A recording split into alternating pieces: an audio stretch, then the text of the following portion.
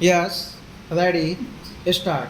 On the industrial front, emphasis will be laid on the rapid increase in industrial production through better utilization of existing capacity, improved labor relations, and better management, particularly of public sector undertakings. Efforts will be directed to systematic expansion of our exports through better management of both the agricultural and industrial sectors. The country is faced with a massive energy crisis.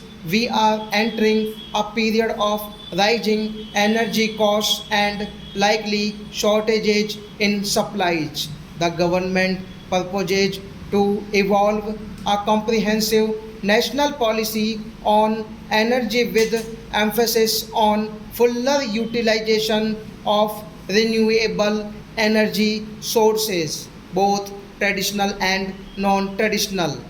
The steady deterioration of the environment threatens the present and fuller well being of the country and the people. Afforestation, flood control, soil conservation, preservation of flora and fauna, proper land use planning, water and air pollution controls and judicious location of industries must be undertaken urgently. The government is setting up a specialized machinery with adequate powers to incorporate in all planned development measures to maintain the ecological balance. The role of science and technology will be strengthened.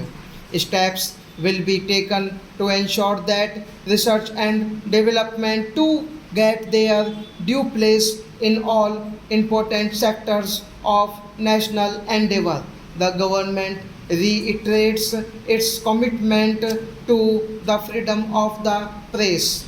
I believe in providing all possible encouragement for the development of small and medium newspapers, including those in regional languages. An independent judiciary is a necessary concomitant of the democratic process. The government is anxious that our legal system should provide speedy justice and that opportunities for securing justice are not denied to any citizen by reason of economic or other disabilities. Measures for this purpose and other allied matters are proposed to be initiated.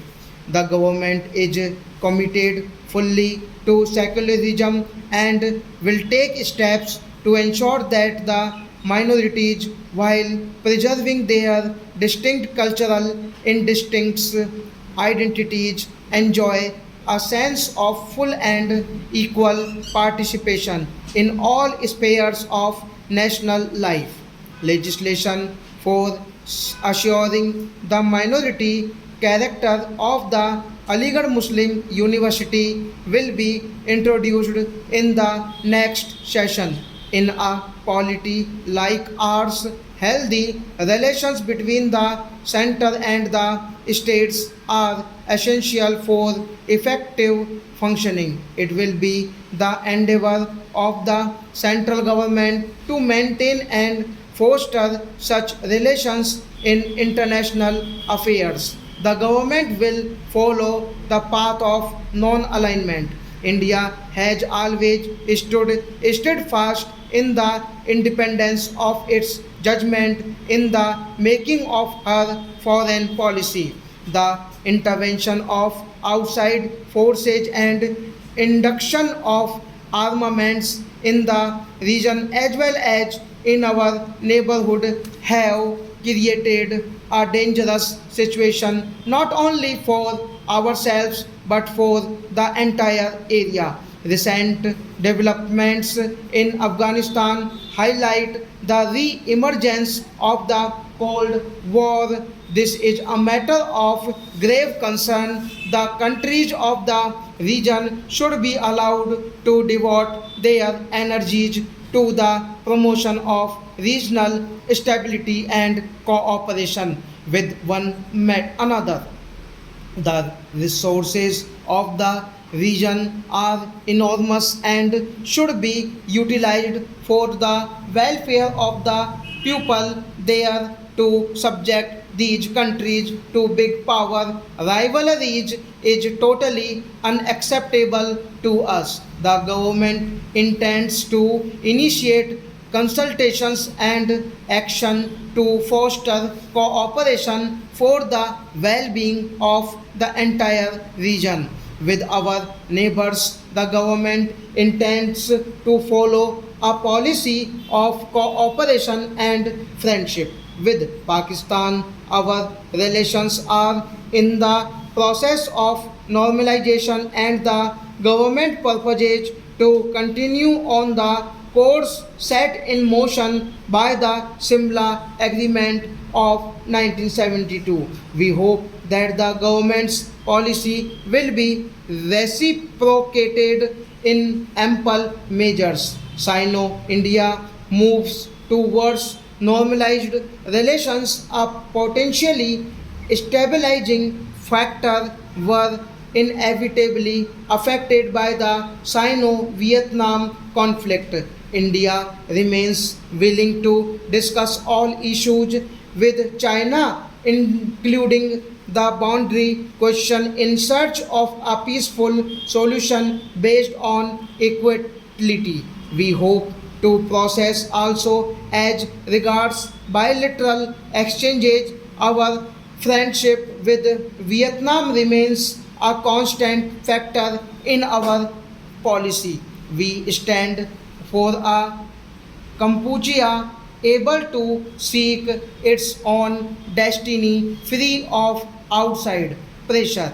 We intend to continue to improve our relations with ASEAN, for whose members we have goodwill and understanding. The need in Southeast Asia is for mutual confidence and relaxation of tension.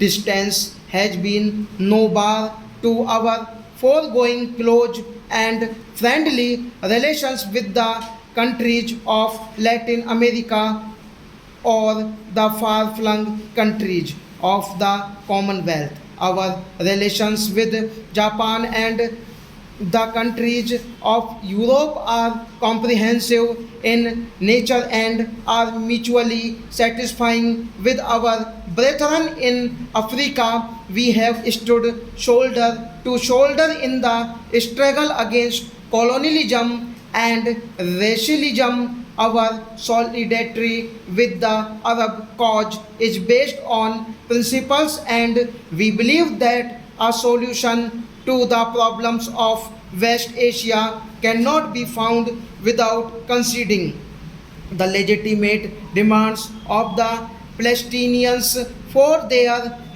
homeland. Our relations with the Soviet Union have expanded based on an abiding friendship which demonstrates the virtues of reliability and mutual understanding. We intend to deepen and extend this cooperation. We have many sided relations with the United States. These will be further consolidated in the context of the common values we cherish as sister democracies in the region. Stop.